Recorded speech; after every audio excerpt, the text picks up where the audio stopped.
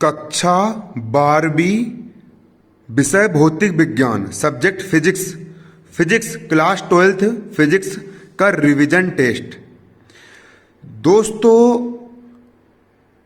कक्षा 12वीं के फिजिक्स के रिवीजन टेस्ट में पूरे 100% मार्क्स स्कोर करने के लिए ये वीडियो मैं आप लोगों के लिए लेकर के आया हूं। मेरी एक स्टूडेंट है, उससे मैंने कॉपी देखा रिवीजन टेस्ट की, तो उसकी कॉपी में बहुत सारा गलत सलत लिखा हुआ था। मैंने उससे पूछा कि ये कहाँ से लिखा, तो उन्होंने बोले कि हमने यूट्यूब से देख करके लिखे हैं। यूट्यूबर लोग क्या कर रहा है, पैसा कमाने के चक्कर में कुछ भी उठपटांग दे रहा है बच्चे लोग को, और बच्चे लोग वही लिख करके आ जा रहा है और नंबर उनको बिल्कुल भी नहीं मिल पा रहे हैं। मैं बता रहा हूँ, आप लोग जल्दबाजी करने के चक्कर में, तो मैंने सोचा कि क्यों ना मेरा खुद का 12th क्लास में 90% में पिछले 5 साल से कोचिंग पढ़ा रहा हूं, तो क्यों ना मैं आप लोगों के लिए फिजिक्स का बिल्कुल रिवीजन टेस्ट का पूरा फुल सॉल्यूशन लेकर के आऊं, ताकि आप लोग पूरे में से पूरे नंबर ले पाओ। नकल मारने से पहले भी देख लिया करो कि आप नकल किसकी मार रहे हो। हालांकि मेरी राइटिंग थोड़ी सी खराब है, लेकिन मैं टॉपर रह चुका हूं। पूरा फुल A to Z पूरा फुल सॉल्यूशन आप लोगों को मैं दूंगा कक्षा 12वीं फिजिक्स का। और साथ साथ यदि आपको फिजिक्स का पूरा पेपर सोल्व है, चिंता मत करो, नीचे पूरा सोल्व पेपर है ना। और साथ साथ तुम लोग को अगर फिजिक्स पढ़ना भी है, फिजिक्स की daily class 12th physics, class 12th chemistry, class 12th maths, class 12th bio, पूरा का पूरा इस चैनल पर आपको पढ़ाया भी जाएगा। A to Z पढ़ाया जाएगा, दिक्कत की कोई बात नहीं है, पूरा A to Z पढ़ाऊंगा। और देखो, क्लास 12th का जो तुम्हारा वार्षिक पेपर जो होगा तुम लोग का, वो क्लास 12th का जो तुम्हारा वार्षिक पेपर है वो तुम्हारा कैसा होगा, ऑफलाइन होगा। तो क्लास 12th में मैंने फिजिक्स के 100 IMP क्वेश्चन निकाला हूँ। क्लास 12th फिजिक्स के मैंने 100 IMP क्वेश्चन निकाला हूँ। अगर तुमने वो 100 IMP क्वेश्चन याद कर लिए तो क्लास 12th की फिजिक्स में तुमको टॉपर बनने से कोई नहीं रोक पाएगा, है ना। तो देखो, अब हम देखते हैं, है ना, क्लास 12th की फिजिक्स पढ़ेंगे अब, है ना। केमिस्ट्री पढ़ते पूरे पूरे विषय पढ़ाए जाते हैं। बस आप कमेंट करो कि आपको जरूरत किस चीज की, पूरी चीज आपको प्रोवाइड करने के लिए मैं यहाँ पर बैठा हूं। मैंने अपना पूरा जीवन आप बच्चों के लिए समर्पित कर दिया हूं। प्रश्न क्रमांक 1 सही विकल्प चुनकर लिखिए। आ, न्यूनतम आवेश क्या होता है? इलेक्ट्रॉनिक आवेश। एक इलेक्ट्रॉन पर जो आवेश होता है वो कम से कम आवेश की मात्रा होती है, और जितने भी आवेश होते हैं वो सब उसके गुणज के रूप में होते हैं, उसको आवेश का क्वांटीकरण कहते हैं। धातु का परावैद्युतांक कितना होता है? धातु का जो परावैद्युतांक होता है वो अनंत होता है। एक गोलीय चालक की धारिता का सूत्र है, जो धारिता होती है, धारण करने की क्षमता, उसका सूत्र क्या होता है? C बराबर 4πε/r। विद्युत धारिता का ऐसा ही मात्रक क्या होता है? विद्युत धारिता का ऐसा ही मात्रक फेरड होता है। एक तार को खींचकर उसकी लंबाई दुगनी करने पर उसका प्रतिरोध क्या हो जाएगा? उत्तर, तार को खींचकर उसकी लंबाई दुगनी करने पर उसका प्रतिरोध 4 गुना हो जाता है। कितना हो जाता है? 4 गुना हो जाता है।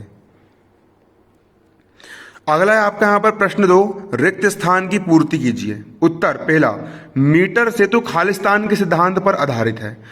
तो व्हीट स्टोन सेतु के सिद्धांत पर ही, व्हीट स्टोन लिखा है, आधा वाह हम बड़ी की मात्रा हीट, व्हीट स्टोन सेतु के सिद्धांत पर क्या होता है? आधारित होता है, जो मीटर सेतु होता है वो। बी, एस तथा आई में संबंध क्या होता है? इसका व्यंजक मैं आपको लोगों को पढ़ाऊंगा, मोस्ट इंपोर्टेंट व्यंजक इसका 4 नंबर में पूछ लेता कभी कभी वार्षिक परीक्षा में, है ना। एमपी बोर्ड का भी ये चैनल है ना, सीबीएसई बोर्ड का नहीं, स्पेशल एमपी बोर्ड के लिए। एमपी बोर्ड हिंदी मीडियम के बच्चे लोगों की कक्षा 12वीं की पूरी फुल तैयारी इस चैनल पर मैं करवाता हूं, है ना। पहले ऑफलाइन कोचिंग पढ़ाता था, ऑफलाइन कोचिंग के तो पूरे रिकॉर्ड तोड़ दिए, ढेर एमपी टॉपर बने हम भी कोचिंग से। अब हम ऑनलाइन कोचिंग में बिल्कुल रिकॉर्ड तोड़ने के लिए आ गए हैं। ध्रुव प्रावल्य का ऐसा ही मात्रक क्या होता है? तो देखो भैया, ध्रुव प्रावल्य का ऐसा ही मात्रक बेबर होता है। क्या होता है? बेबर होता है। तीसरा, 3μF ऊष्मा धारिता के 3 संधारित्र श्रेणी क्रम में जुड़े हैं, तुल्य धारिता क्या होगी इसकी? 1μF होगी।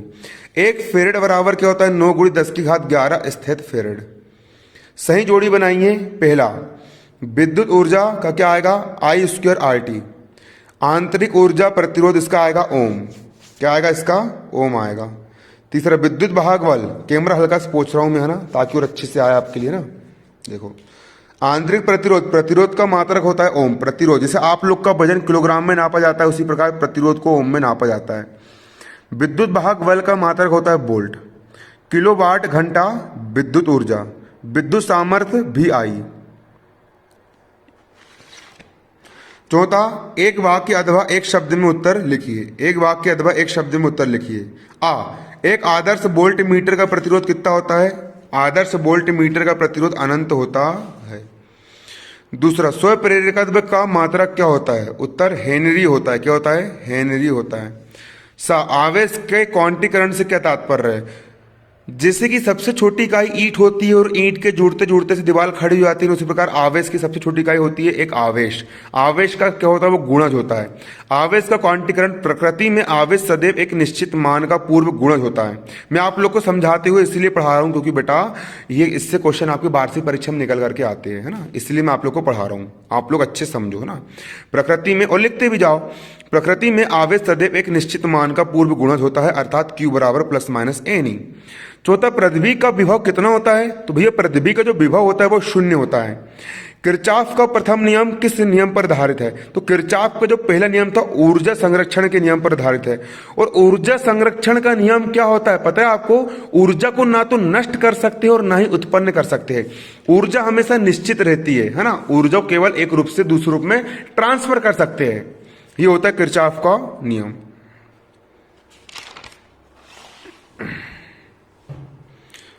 क्वेश्चन 5 क्या है तुम्हारा? अनुगमन वेग से क्या तात्पर्य है? जो अनुगमन वेग होता है उससे क्या तात्पर्य है? अनुगमन वेग विद्युत क्षेत्र के प्रभाव से किसी चालक में इलेक्ट्रॉन जिस औसत वेग से गति करते हैं उस वेग को अनुगमन वेग कहते हैं। जैसे आप बाइक चलाते हो, आप बाइक में स्पीड से, आपकी एक ना एक स्पीड से बाइक चलती है, उसी प्रकार इलेक्ट्रॉन जिस स्पीड से गति करती है, ये इलेक्ट्रॉन है, ये इलेक्ट्रॉन जितने स्पीड से गति कर रहा है, जिस स्पीड से इलेक्ट्रॉन गति करेगा, इलेक्ट्रॉन की जो स्पीड रहेगी किसके अंदर? तार के अंदर। जो एक वायर होता है, जो क्या होता है? एक वायर होता है। ये एक वायर है। ये क्या है? एक वायर है। कल्पना कर लो कि यहां पर एक वायर है। इस वायर के अंदर इलेक्ट्रॉन जिस स्पीड से गति करेंगे उस गति को अपन क्या बोलेंगे? उस वेग, उस स्पीड को हम क्या बोलते हैं? अनुगमन वेग कहते हैं। अनुगमन वेग का मान कितना होता है? अनुगमन वेग का मान 10⁻⁴ मीटर प्रति सेकंड स्क्वायर होता है। अगला तुम्हारा, विद्युत विभव कैसी राशि होती है? विद्युत विभव कैसी राशि है? इसका ऐसा ही मात्रक और बीमीय सूत्र लिखिए। उत्तर, विद्युत विभव एक अदिश राशि है। विद्युत विभव एक अदिश राशि है। विद्युत विभव अदिश राशि मतलब इसको व्यक्त करने के लिए केवल परिमाण की आवश्यकता होती है, दिशा की आवश्यकता नहीं होती। और इसका विद्युत विभव का ऐसे मात्रक होता है जूल प्रति कूलम। और इसका बीमीय सूत्र क्या होता है? ml²T⁻³ एंगस्ट्रॉम A⁻1 होता है। बीमीय सूत्र निकालना मैं बताऊंगा। इंपॉर्टेंट क्वेश्चन लेके आऊंगा भाई आप लोग के लिए। इंपॉर्टेंट क्वेश्चन इतने 100 क्वेश्चन तैयार कर लिए ना बिल्कुल, तो फिर टॉपर बनने से किसी का बाप नहीं रोक पाएगा। बेटा मेहनत करो, पसीना बहाओ। 12वीं क्लास है, बिल्कुल लैपटॉप स्कूटी मिलना चाहिए। शिवराज मम्मा आ गया, अपना स्कूटी देगा बिल्कुल वो आपको। प्रश्न क्रमांक 7 का अथवा क्वेश्चन के बोल रहा, लेंज का नियम लिखिए। लेंज का नियम क्या होता है? उत्तर, लेंज का नियम, विद्युत चुंबकीय प्रेरण की प्रत्येक अवस्था में प्रेरित धारा की दिशा इस प्रकार होती है कि वह उस कारण का विरोध करती है जिस कारण वह स्वयं उत्पन्न होती है। इस नियम की सहायता से प्रेरित धारा की दिशा ज्ञात की जाती है। विद्युत चुंबकीय प्रेरण की प्रत्येक अवस्था में, विद्युत चुंबकीय प्रेरण क्या होता है? विद्युत चुंबकीय प्रेरण क्या होता है कि भैया जब किसी चुंबक को किसी तार की कुंडली के पास में घुमाया जाता है, जब ये जो आपकी चुंबक है, आप चुंबक घुमा रहे हो, वी वी वी चुंबक घुमा रहे हो। क्यों घुमा रहे हो आप? चुंबक घुमा रहे हो। किसके आसपास घुमा रहे हो? एक तार है, एक तार की कुंडली है। ये तार की कुंडली होगी, उसके आसपास आप घुमा रहे हो, चुंबक को आप घुमा रहे हो। तो तार में करंट फैल जाएगा। करंट मतलब विद्युत धारा फैल जाएगी, उसको हम क्या बोलते हैं? विद्युत चुंबकीय प्रेरण कहते हैं। तो जो प्रेरित धारा उत्पन्न होती है वो उसी का विरोध कर रही है जिस कारण वह उत्पन्न होती है। देखो दोस्तों, आप लोग का पेपर में भी समझाऊंगा ना तो थोड़ा समय हो जाएगा, इसलिए मैं आप लोग को पढ़ के बता देता हूं। यदि आपको पढ़ना होगा तो आप सब्सक्राइब मार देना, मजेदार तरीके से पढ़ाऊंगा। अभी खाली आपको पढ़ कर सुना देता हूं ना। उस कारण का विरोध करती है जिसके कारण वह स्वयं उत्पन्न होती है। इस नियम की सहायता से प्रेरित धारा की दिशा ज्ञात की जाती है।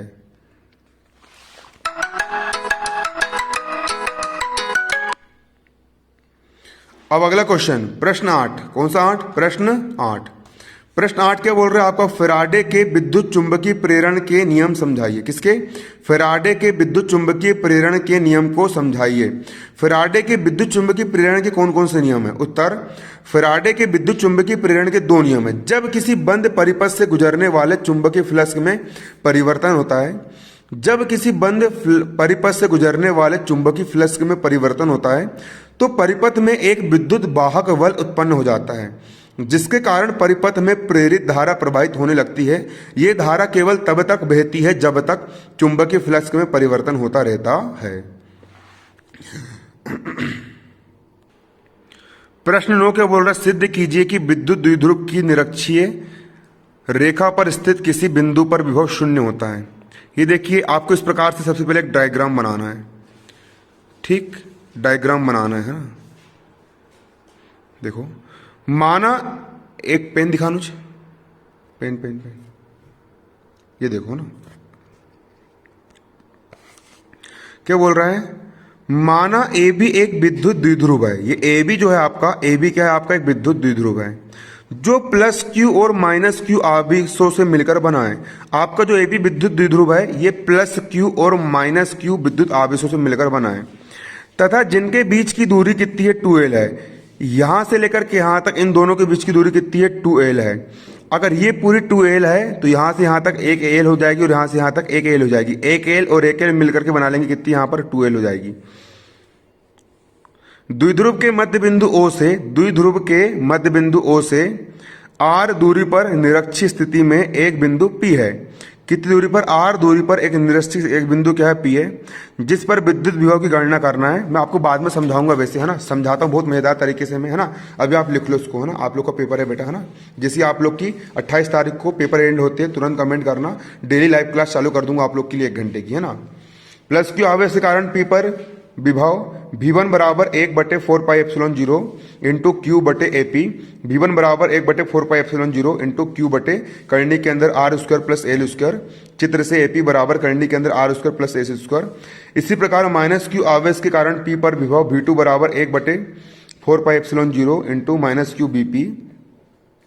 आप इसका ना स्क्रीनशॉट ले लो यार, है ना। बोल बोल के मेरा मुंह दुखने लगा, वैसे ही सुबह से बना रहा हूँ, है ना, पूरे वीडियो में, है ना।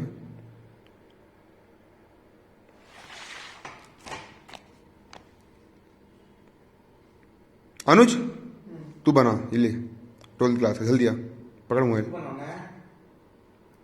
मैं दूसरा काम कर लेता हूँ तब तक, है ना। रिकॉर्ड हो रहा है,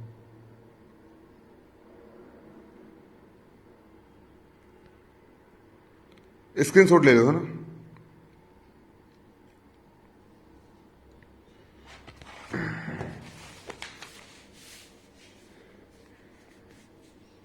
क्वेश्चन 10, अनुगमन वेग और धारा घनत्व में संबंध स्थापित कीजिए। सही लिखा है पूरा, है ना, बस राइटिंग बस थोड़ी हल्की सी वो डैमेज है।